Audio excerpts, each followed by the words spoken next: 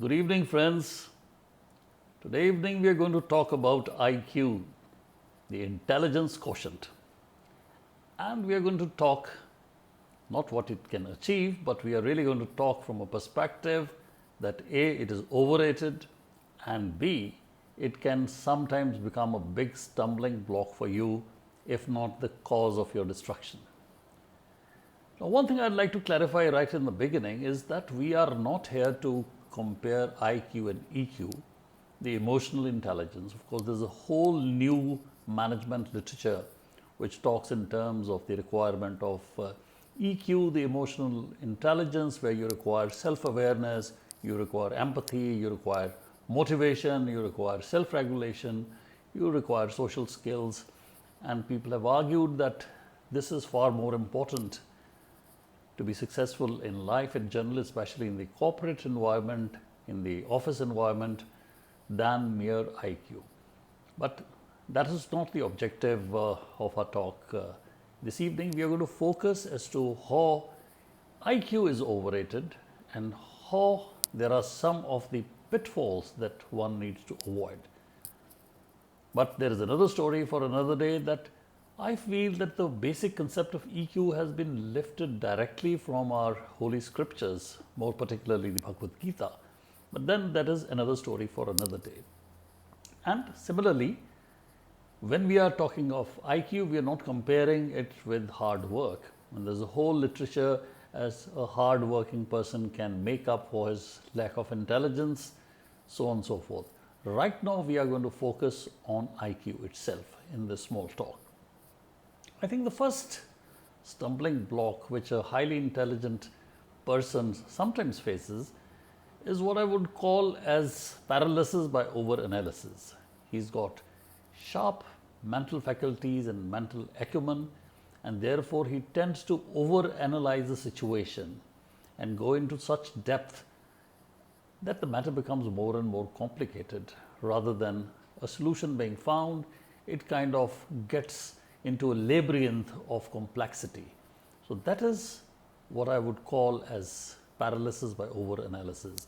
So an intelligent person needs to be acutely conscious that only that much of the mental faculties need to be poured into a problem as is required. Otherwise, overanalysis would lead to a kind of inevitable paralysis.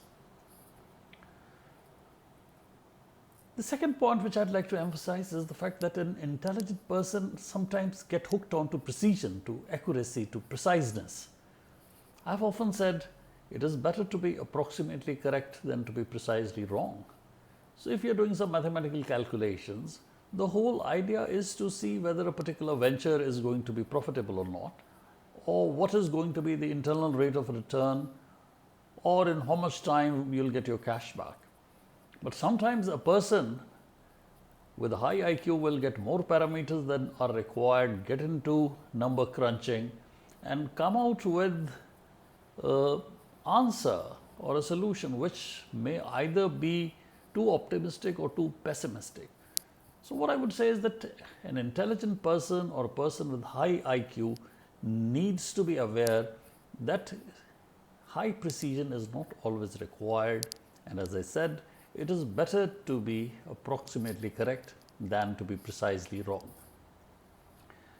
Then there is a fact of life that all the problems need to be solved in a particular time frame, and if you cannot do so, one has to jump to an alternative B. Now there is something of the ego, or you can say persistence, perseverance, which in themselves are very good qualities.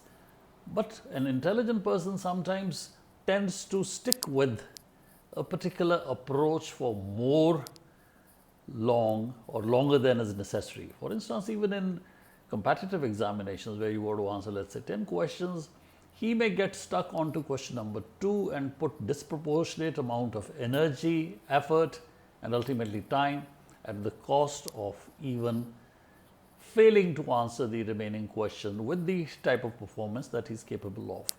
So an intelligent person needs to be aware to devote proportionate amount of time to the problems at hand. In life, all the questions, all the problems do not necessarily have a solution. Even in the Sikh Gurbani, we find Guru Nanak Dev Ji in Japji Sahib saying, Socho soch na hove je soche lakhbar. There are some imponderable problems of life, and similarly very complex problems with thousands of parameters, all of them fuzzy, that you cannot really think your way out of a solution.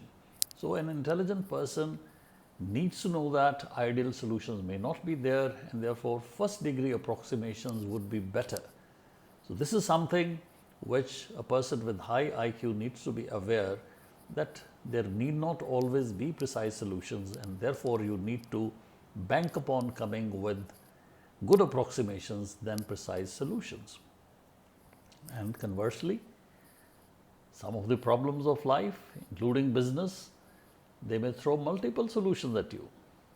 A person with high IQ may be able to find all those 5, but which one to choose under a given set of circumstances? Which one is politically feasible? Which is economically feasible? And above all, which one resonates with your inner values? So therefore, all those solutions may be there, alternatives and multiple choice answers may be there, but which one to choose? All of them are correct. There are no right or wrong answers. So this is where an intelligent person needs to be aware and needs to have additional skills to pick up the right alternative, and not only the one which appears to be, from a technocratic angle, to be the most correct one. Intelligence, friends, also tends to give a person a kind of overconfidence. Confidence is good. It is a faith in your ability that I'll be able to solve it. But sometimes an intelligent person can bite more than what he can chew. So therefore, under those circumstances, he may not even like to give up and take up problems, the solutions of which either within the given resources or time frame are not possible, or those solutions are so difficult that they are beyond his mental faculties. So therefore, intelligence is okay, IQ is okay, but if it imbues with a person with overconfidence, then it can be the cause of his downfall. The last point which I would like to speak regarding intelligent people is a simple English phrase: he's too smart for his own good. Now, different people may have different interpretations of this, but what really happens is when you're dealing with someone, interpersonal relations, in business dealings, government colleagues, organizational peers, and so on, a person who's seen as super intelligent, people sometimes recoil for him. He say he's too much of a smooth talker, he may have a hidden agenda. I'm afraid I'm an average person, I cannot deal with such a person. So they may become suspicious. And an intelligent person needs sometimes really to appear to be dumb. I don't say he should not work to the best of his faculties or capacities in an organizational environment, but sometimes if you come out with an answer too quickly, people may even say that, what was it? It was a trivial answer. So sometimes it is good for people to realize that it really required a lot of hard work and other members of the team were not able to come out with an answer. So therefore, from two angles within this postulate: A, people becoming suspicious of you, and B, because of your extraordinary facilities, people do not attribute that it could take you or take others a lot of effort and time to come out with a solution which you have come out very elegantly within a very limited time. So friends, intelligence and IQ is a quality which I personally believe comes to you from birth. Recent research has shown that a person inherits his IQ more from the mother. And the fact is that you may tone it, hone it, rehearse it, research it, but by and large, it remains the same. On the other hand, EQs are social skills which can be built up, but a person who's intelligent needs to be aware that within the IQ itself, there are some pitfalls to avoid, Otherwise, this highly desirable quality may become a cause of your downfall, if not destruction. So stay tuned, friends. We'll be coming out with smaller videos of this nature in future as well. But if you think that there is someone, even if a single person among your friends who would find this and such videos useful, please do take the trouble of commenting, sharing and subscribing. See you soon again.